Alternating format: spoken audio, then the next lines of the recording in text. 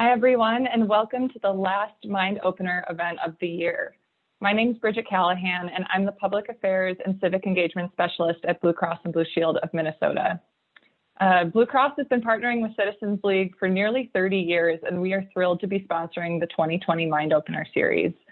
The Mind Opener theme this year has been on the social determinants of health, where each of the 6 events has been dedicated to talking about a different social or economic condition that affects health. And that's because we know that 80% of what influences our ability to be healthy happens outside of the doctor's office, where people live, work, and play, and social and economic factors like having a safe place to call home or having enough food to eat contribute to over 80% of a person's overall health. These social determinants are the underlying and contributing factors of health inequities that exist throughout our society, and particularly here in Minnesota. And it's important to remember that these inequities are unjust and avoidable. In order for everyone to have the opportunity to attain their full health potential, we have to take a closer look at how our policies, environments, and systems are designed. So throughout this series, we've discussed how issues like housing, education, and food justice affect people's health. Today, we're here to discuss transportation as a social determinant of health with a specific focus on discriminatory policies and a deep dive into St. Paul's Rondo Neighborhood. I look really forward to today's discussion, where we will not only examine how policies of the past affect the health of our local communities today, but also our roles in fixing it. We're so fortunate to learn from today's excellent group of panelists that we have here. So with that, it's my pleasure to introduce Amanda Buhari, Director of Public Policy at the Citizens League, who's going to introduce our speakers and say a little bit more about today's event. And before I go, I just have to say a special thank you to you, Amanda, and Jacob, and everyone at the Citizens League for being such wonderful partners throughout this series. Thanks. Thanks, Bridget. And same, thank you so much for your partnership and for Blue Cross's partnership. Good afternoon, everyone. So happy that you're here with us, joining us for this great conversation. My name is Amanda Buhari. I'm the current Public Policy Director of the Citizens League. And today I'm very excited to dive into this really important conversation with you and with the amazing panelists that we have. Before we get started, I have a chance to introduce our moderator and presenter, Noel Nicks, and a little bit about Noel. So Noel is a community development professional who has dedicated his career to advancing economic and social equity. He currently serves as the Deputy Director of Intergovernmental Relations and Community Relations in the Office of Mayor Melvin Carter, working to design and lead the city's work to bring diverse voices into governing. A little more about Noel. Him and his wife, Teresa, live in North End neighborhood of St. Paul, and in his free time enjoys photography, cooking, and traveling, all things that I love too, Noel, and is a proud Golden Gopher. Yes, me too. And with a Bachelor's of Science in Business from the U of M Carlson School of Management, and graduated from the Humphrey School of Public Affairs in 2010 with a Master of Urban and Regional Planning. Noel, it is my pleasure to have you here with us today. Welcome, and thank you so much. Hey, thanks, Amanda. So excited to be a part of this conversation today, and just really excited to be able to have a conversation with 2 of my personal local heroes as we think about the work of social justice here locally. I'm joined by Mr. Marvin Anderson, and he is a community activist that has been a key figure in the effort to memorialize the historical Black neighborhood of Rondo Avenue here in St. Paul, which was destroyed in the 1960s during the construction of 94. He's the co-founder of the Rondo Days Festival, which has marked its 36th year back in 2018. So we got all the way to 37 years before COVID. He was also instrumental in the establishment of the Rondo Commemorative Plaza, which opened in the summer of 2018. He's co-founder and the first president of the Minnesota Association of Black Lawyers, a past member and board chair of the University of Minnesota's Archie Givens Collection of African-American Literature, a former board member of the Friends of the St. Paul Library, Minnesota Humanities Commission, U.S. Bank Community Advisory Board, And he's currently the project director of the Rondo Commemorative Plaza, as well as the executive director of the Rondo Center of Diverse Expression. And he also co-chairs the board of ReConnect Rondo, where I have the pleasure of serving with him. I'm also joined by Mr. Nathaniel Khaliq. Mr. Khaliq is a lifelong resident of St. Paul.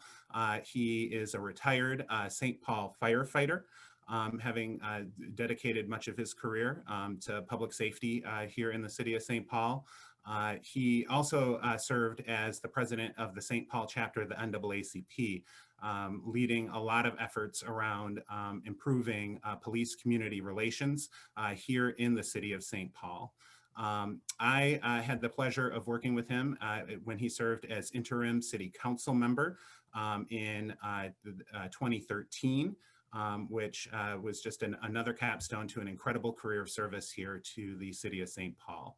So just thrilled to be able to sit down and have a conversation with these two local leaders.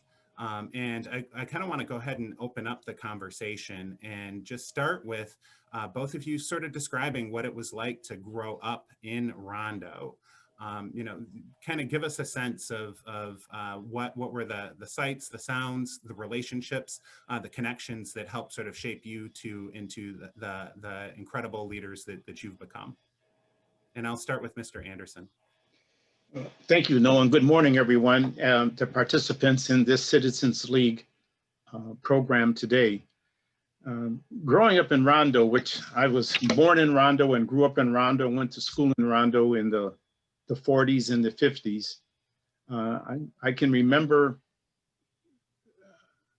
the feeling that as I grew up and went to other cities, that Rondo had a rhythm all of its own.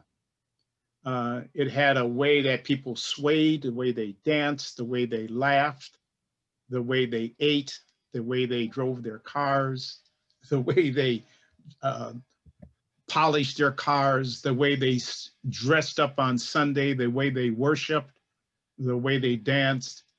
It was a lifestyle, it was a community life that within that 2.5-mile radius between Rice and Lexington Street, it was home.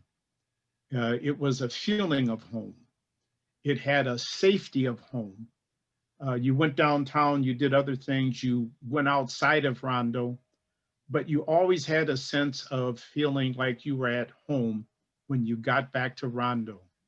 And from the late 1920s through the 1970s, in my mind, there was no greater place to grow up than the sense of belonging, the sense of kinship, the sense of friendship, the sense of play, the sense of worship, and the sense of being a civic community person, unlike any other place that I've been, and that was in Rondo. Mr. Khaliq, tell us about your experience growing up in Rondo. Oh, you are still on mute, sir. Sorry. No worries. I was raised in Lower Rondo, which was called Cornmeal Valley. And we were the less fortunate. We weren't the upper class like Mr. Anderson on the opposite end of Rondo. But at the time in our village, it felt like that, you know, we loved everyone and everyone loved us. And we knew everyone within a 4 or 6 block radius.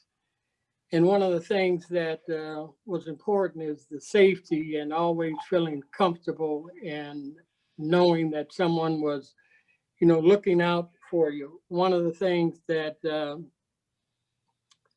that bothered us was the fact that we didn't have some of the same opportunities that other folks had, but we didn't realize that until later. And as we moved around, everything that we needed was there. And we saw men that were proud Black men that many of them served this country and were role models as far as being leaders in our community. We didn't have homeless people, because folks always looked out for everyone. And I think that that was lost, and we were never able to recapture that after the freeway came through. But let me just say this, I would be remiss if I didn't recognize Mr. Anderson, because for years we anguished in trauma and the lost memories of Rondo, and it was through his leadership in establishing Rondo Days that it lifted our spirits and put us in a whole nother place. And we will be forever grateful to Mr. Anderson and Mr. Smaller for doing that. And Mr. Khaliq, I think that you, I've heard you share in the past, you know, just some stories about the experiences and the trauma of going through the construction of I-94 and how it impacted you and your family and your neighbors. So hoping you be open to sharing just your own personal experience, as well as some of the experiences that some of your neighbors and family members had as they were going through the process of this highway being constructed. Yes, as I mentioned earlier, we had everything pretty much in our own 6-block radius, especially family, friends, and close associates.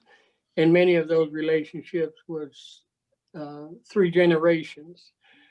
When I lived on Rondo, I was raised by my grandparents. My grandpa was a evangelist preacher, and my grandmother was blind and was one of the most faithful spiritual persons I've ever known. And as time went by, I started noticing as a young man, the neighbors started disappearing around us. And we lived at 304 Rondo, which was east of Western Avenue. And from what I remember, they were tearing down the homes in segments, moving west. And I was, as I said, I was raised by my grandparents. And one day I stopped by there when I started sharing time living with my mother and moving away from my grandparents. And when I came up upon the house, there was a large moving Mayflower moving van there. There was police cars and so forth. And I looked around and started asking what was going on, and nobody really gave me a straight answer. And when I finally went into the house, there were men in there tearing up the plumbing and different things, knocking holes in the walls. And I started crying. You know, I was upset, really didn't know what was going on. And I believe it was one of the officers took me to my grandparents, and they had moved all of their stuff out and put them in a house down by Regent's Hospital. And if, I don't know, I guess folks from Noel Neighborhood remember that area was referred to as Rex Court. And it was about 20 or 30 steps from the street up to the entrance of the house. And when they dropped me off and I walked in there, my grandma and grandpa was sitting in the dark, and their stuff was scattered all throughout that particular location. And you could tell that their spirit and their life was leaving them. That my grandpa, land was a very important thing in his life, that he was 80 years old, and he understood that if he was displaced from that location, he would never, ever again be able to buy him a home. Later on, he moved into a resident of one of my uncle's own, and he was a very, very healthy man at that time. And he died a year later, less than a year later, from, I think a broken heart. And as a young man, I grew up not really understanding what happened, not understanding the trauma that it had on me. I was angry at a lot of people. I was angry at white folks. I was angry because I didn't see, as I got older and realized there was organizations, the NAACP and others, none of them intervened on his behalf. And it was known before that day that he was going to stand his ground. As a matter of fact, he threatened the officers and city officials, with the shotgun. And back then, I didn't know any ex-cons. I didn't know any juvenile delinquent, because we were all not only raised in a very strict religious, spiritual environment, but we didn't want to disappoint our families or our neighbors by getting into things. But after Rondo happened, many of us, lost our way. And at the time, many of us didn't realize, why we lost our way. Ended up a juvenile delinquent in Boys Totem Town. And when I got up there, it seemed like half of the neighborhood was up there. Later on with the NAACP, and I would visit prisons and look at the pictures on the walls from the 40s, the 50s, the 60s, 70s, and so forth. I could see the change in demographics. The pictures got darker and darker. And the impact of Rondo and losing Rondo and losing that tight safety net where someone just cut through the net. And many of us, like myself, fell through, but by the grace of Almighty God, we were able to be rescued. And so, Marvin hit on a very, very important point, and that is the transfer of wealth and how we lost that. And then finally, let me just say, when new immigrants come here and folks from out of town come here and they look around, they say, well, where's the Black community? How come y'all don't have any businesses or anything? What's up with the folks here in the Twin Cities, especially in this so-called Black community? And many of them have to be educated that we had all that, but we lost it. And then on top of that, we got kicked in the butt with another federal project called Urban Renew. I'll end with that. Thanks for sharing all of that. Just a programming note that if our audience members do have questions that come up as Mr. Anderson and Mr. Khaliq are sharing, feel free to go ahead and put those into the Q&A function. And Amanda is sending those over to me, and I'll start reading some of those off as we get to open up for the Q&A section. I think it's stark that you had that experience, Mr. Khaliq, in terms of kind of what you described, almost the rug being pulled from under you in terms of the community that you knew to what the community became and how that impacted you personally. And Mr. Anderson, I'm wondering if you can sort of share, because your experience was different, because when I-94 was constructed, you were away at college, right?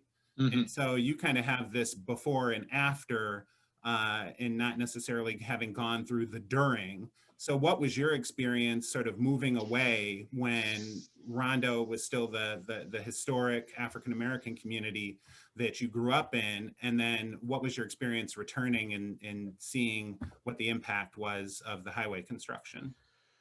My father and my godfather were railroad men. They had a steady job. My father was a waiter and a cook. My godfather was a cook, and with three other men, all railroad men, all men that didn't go to college. There wasn't a college degree among all five of them. They were able to purchase some land out near the end of Rondo on the western end on Oxford, and they constructed apartment buildings, apartment homes. And they were the first group of African-American Negro men at the time to get an FHA loan in the state of Minnesota. They got a loan for $247,000, which is the equivalent of about $2 million in today's funds. And they built these 12 apartment homes. And these apartment homes were the last structures built in the Rondo community. And they were so happy, they were so successful in that the units were always rented, that when I was chosen to go away to college, my job was to go away to college, study business administration, come back to Rondo, which was a dream of mine. I had no reason to leave Rondo. Come back with a degree in business administration because they had an option on some land on University in Lexington, and they were going to build a bowling alley. They were going to build a shopping center. They were going to build a small hotel, a strip mall in effect. And when I went away to college, that was the dream for me to return. And when I went away to college, and that was the day before texting and instant communication, I got a phone call that they had to come up to my dormitory. I had to go across the dormitory to get a call from my mother to say they're taking our home. They're taking daddy's homes. And when you're away at college and you get your parents don't call you, you just don't pick up the phone. When you went away, you went away. To hear that these homes, the homes that I lived in, I watched my father build, the homes that my brother and I washed all of the windows on every summer. We had to wash the windows, we had to put screens on, we had to cut the grass. That's for our job. To hear that our home was going to be taken by the freeway, and to have that come to you, and what does this mean? And I couldn't just get on a plane. I had to wait until, oh my gosh, Christmas to come home and find out that the homes in Rondo were going to be destroyed. I got all this information. And the only thing I remember asking is, why? Why? Why? And then I started hearing about the freeway, the transportation, and I was in a state of shock, traumatized by the fact that I was going to lose my home. And I said, these homes have only been built for 10 years. And so the dream for me of coming home and working with my dad, I had really looked forward to that, and my godfather, and to build these businesses and to really live the American dream, was shattered. And Nick's dream was shattered. I can give you the names of so many lives that were shattered by a transportation policy that was tone deaf to the needs and to the pleas of people to go to the northern route, which was another route north of Rondo, the Pierce Butler Road, next to abandoned railroad tracks. Why didn't they go there? There was an alternate route. But as Mr. Khaliq has said, they had the opportunity to make more money by going through Rondo, because not only could they get highway money, but they also put the kicker in, will give you extra money if you can remove the slums under urban renewal. So they took these two federal programs, they combined them together, and they says, well, we have to find a slum in order to get this money. And they found Rondo. They found the perfect opportunity where the political greed to get the urban, because under the administration at the time, 90% of the funding was given to the state. And if you had any savings, that went to your state treasury without any obligation to report it to the federal government. So there was an incentive. And that's why so many of the homes were lowballed, because if you could have saved, if you could buy a house that was worth $9,000 for $3,000 or $4,000, that extra $5,000 went back to the state. So the incentive to destroy the community was based upon machinations of how federal money is used and how the dreams were deferred and destroyed by transportation policy and its impact on a community. Now, what was your question? Because that answers the question perfectly. I think that there's going to be a question from the audience in just a little bit here that I think kind of builds on that. But in the few minutes that we have left before we open up for audience questions, I did kind of want to ask a two-part question here. One, just briefly highlighting some of the work that has been done to really sort of preserve the legacy and the culture of Rondo. Both of you have been involved in that work in different and impactful ways through policy, through community activity. So share a little bit of that. And then also, what does it look like for, what does sort of a healed and restored Rondo look like in each of your eyes? Mr. Khaliq, I'll start with you. Well, you know, as I got older and realized what had happened to my grandpa and got through my anger and frustration and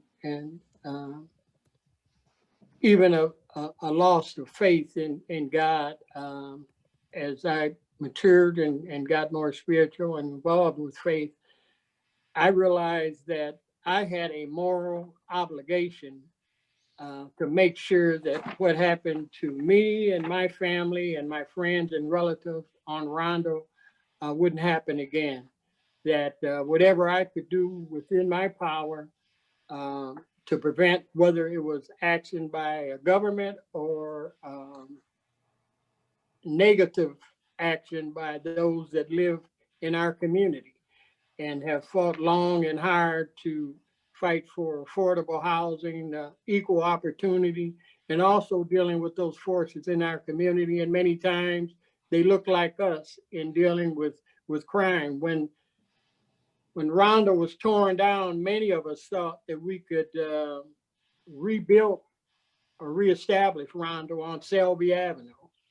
And it was a war zone up there. And it was a policy of benign neglect by city officials, ignoring what was going on. And we made a concerted effort to try to clean that up.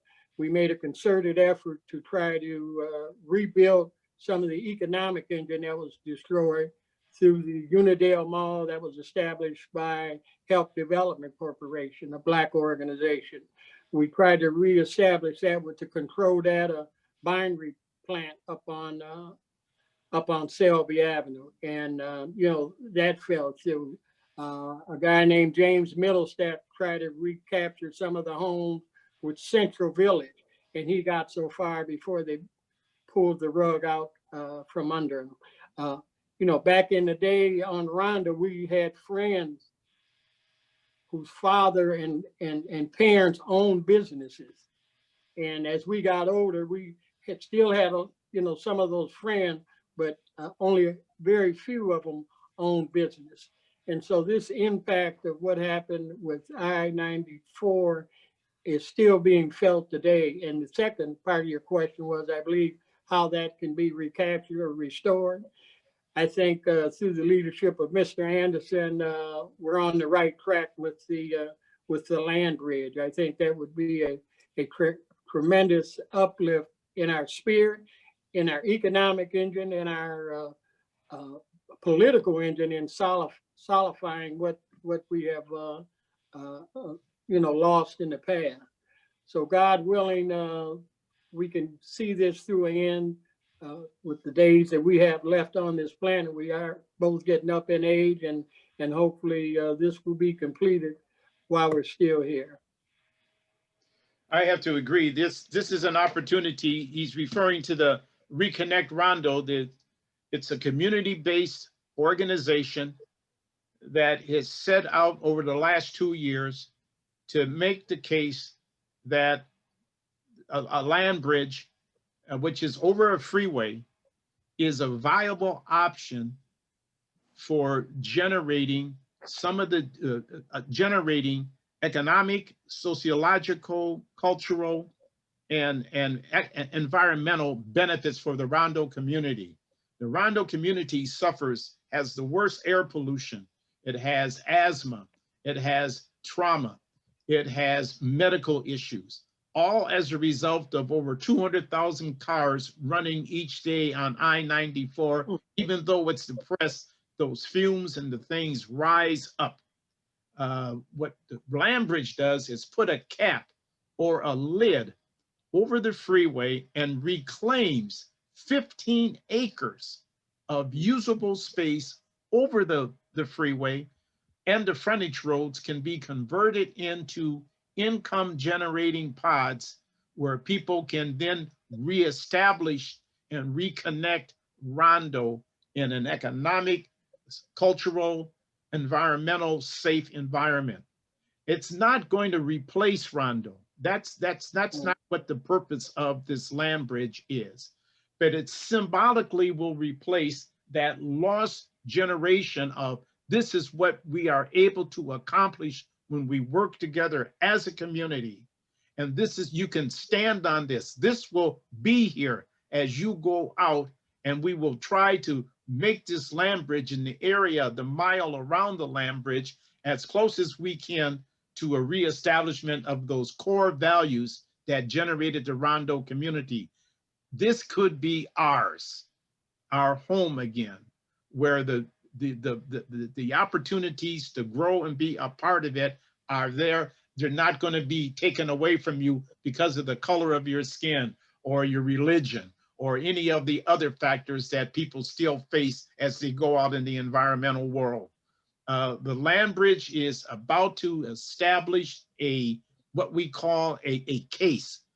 We're making the case where we are going to go to the legislature in February of next year with all of the documentation that we have been able to accumulate, which makes the case for the state of Minnesota to become a lead investor in this project. And as we try to demonstrate in this study, 157 million, it would not have been necessary had not if they would have listened and not had done this to our community. It might have been $157 million that we could have invested in, or may not have even been necessary to get to this point. So we're asking not for a handout, we're asking for an investment that has some restorative value in it, because what we hope to do with this project is not only benefit the community of Rondo, the city of St. Paul, and the state of Minnesota, but it can become a model for the rest of the country as how these types of projects can revitalize and rejuvenate. Because Rondo, you have to understand, it's not the only community that was affected by the freeway. This project went on across the country. It was devastating to African-American communities across the United States. Perhaps what we do in Rondo will be a model that other communities can use to revitalize and rejuvenate and restore the proud communities that were destroyed. So there's a couple audience questions. One, I think we've touched on a little bit, just in terms of, who were the policy players that were involved in the decision to place I-94 where it was constructed, and was the African-American community specifically targeted? And I think that you've shared some thoughts on that. So certainly want to, if there's any additional thoughts on that. But the other question is interesting. It's around I-35 in South Minneapolis, sort of mirroring what happened in the Rondo community. And then also just the question around light rail being proposed in North Minneapolis. And, is light rail the question is light rail more of the same when we think about the past mistakes of transportation investment? I'd like Mr. Khaliq to talk about the light rail. Well, because of our experience with Rondo, many of us, Naida Presley, and under the leadership of Veronica Burke, we formed an organization, Preserve and Benefit Rondo Coalition, and we ended up filing a complaint with the Federal Transportation Board dealing with Rondo, how when they did the environmental impact study, they didn't do a deep dive into the impact on the African-American community. And so one of the things that we dealt with initially, they didn't want to put in the 3 stops. They wanted the stops to be almost a mile apart. And when they finally made a concession, the concession was, we'll put the base in and later on we'll put the stops in. And some folks were satisfied with that. But not only were we concerned about the stops, what we eventually got, we were concerned about the mitigation, how they gave millions and millions of dollars to the University of Minnesota to protect their scientific and research equipment, and also to gave millions of dollars to NPR so they wouldn't affect their broadcasting ability. And we had to fight and scratch to make sure that there was mitigation given to many of the existing businesses, some protection for the homeowners that lived in close proximity, and also a mitigation that was given to protecting business, specifically business of color, for lost revenue during the construction period. And then lastly, let me just say that during the construction of I-94, the folks that was on 35 South and the folks in Prosperity Park, they fought the design of the freeway and they got accommodations. 35 South is a parkway, and Prosperity Park, they got that big curve around there where it wouldn't destroy part of their community. And so they organized, unlike our community didn't organize, and that was a valuable lesson that we learned going forward dealing with the light rail. And so, Mr. Anderson, did you have something you wanted to add? Yeah, I just wanted to add very quickly, especially for the Citizens League participants, what we're describing is a 50-year-old methodology, and what at another time with this participants, we want to ask the questions: why do you think this keeps happening? What is behind this? Why do we have to fight these same battles over and over again? And we will be fighting them again until the powers, those organizations, the politicians involved, come to the realization that they can't dehumanize communities based upon the color of their skin or their economic class or of their lack of clout. This is the United States, yet you have, and we've been thinking about this more and more each day, and it's been profoundly accentuated in this last, just how destructive these policies can be.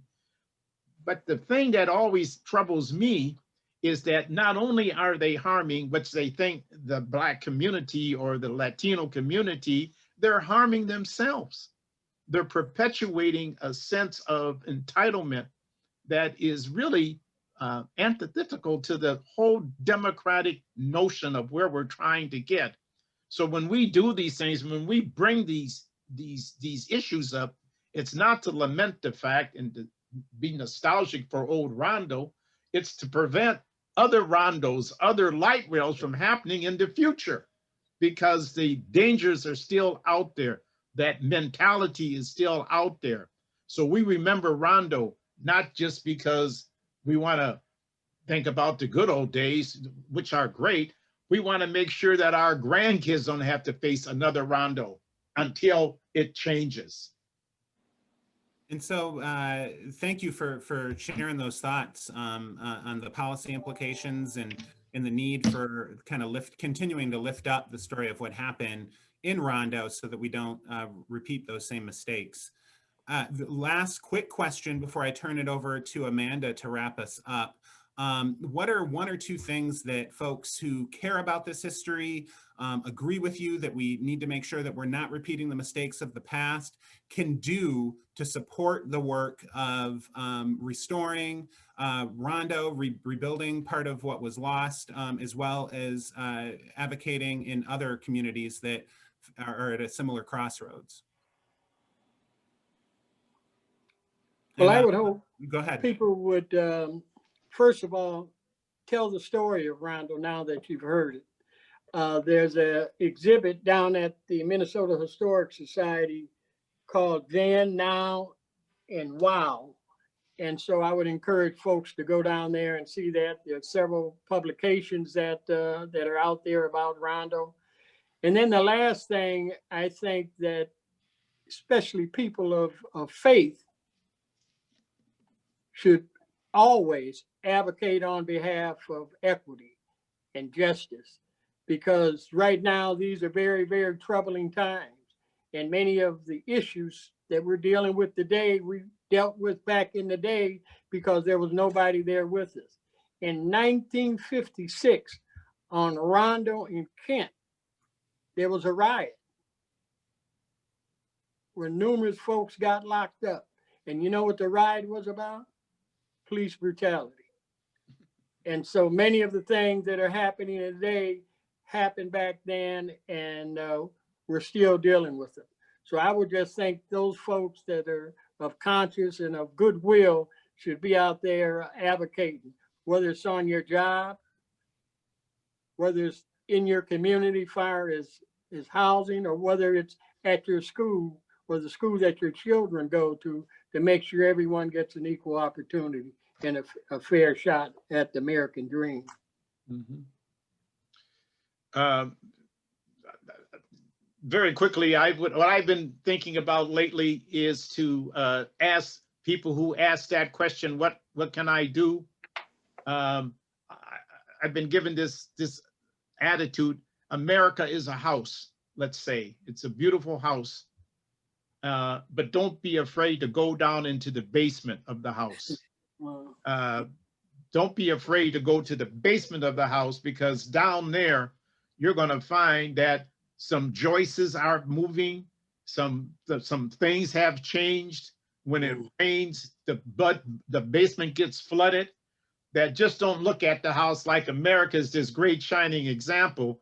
Go inside your house, in your institution, go inside of your church, go inside of your school, and make sure that that foundation is solid and it's not based upon the lie that this is a slum area, or this is an area, or these people are like that. Make sure that you understand what your foundation is. And I think people are more concerned about their own foundation and making sure that that's right. It's going to be better for people in Rondo and other communities like ours, because they won't be associating with us based upon some faulty information. Get it straight. And there's a question in the chat about where folks can go to learn more about ReConnect Rondo and to get involved in some of the advocacy efforts there. Where can they go, Mr. Anderson? We can give them a website now. It's holding right now, www.reconnectrondo.org. The site is being rebuilt in anticipation of our ask to the Minnesota legislature next year. Please find it and come back within a month or two. A new website will be up, which will correlate and bring all of the documentation we have collected so far together. And I think it will be a valuable resource for you to examine. It's just not ready yet, but it's in the process. It's under construction. Great. The website is www.reconnectrondo.org. Well, I just want to thank you both for your time. This has been the next best thing to grabbing a cup of coffee with both of you at Golden Time and just spending a little bit of time. So it's been a pleasure. So yeah, thank you. It's absolutely safe to do it again. Always appreciate the opportunity to connect with you both. Amanda, I'll turn it back to you to close us out. Great, thank you so much, Noel. I just want to say thank you, Noel, for moderating and kind of helping us guide us through the conversation. But a huge thank you to Mr. Khaliq and Mr. Anderson. I wish I was in person with you both. I hope to get coffee with you at Golden Time sometime soon. But I just can't thank you enough for the knowledge, the wisdom, the insight that you shared with us today. So thank you for that. We really, really are grateful. Just a couple of quick housekeeping items before we end. The video from today's discussion will be online. We'll send a follow-up email to every participant that joined us, so look out for that. I want to just say thank you again to Bridget and to the team at Blue Cross and Blue Shield of Minnesota for your partnership with this series. Check back with us for the series that we'll do next year, hopefully, and just some great conversations to come. And then finally, we have an event coming up next week. It's called our MN Civic Leader event. This is an event where we are celebrating and highlighting everyday civic leaders in our communities. So join us then, November 19th from 10 to 11 a.m. for that event. Again, thank you all so much for joining in today. We appreciate it and I hope to see you soon. Thank you.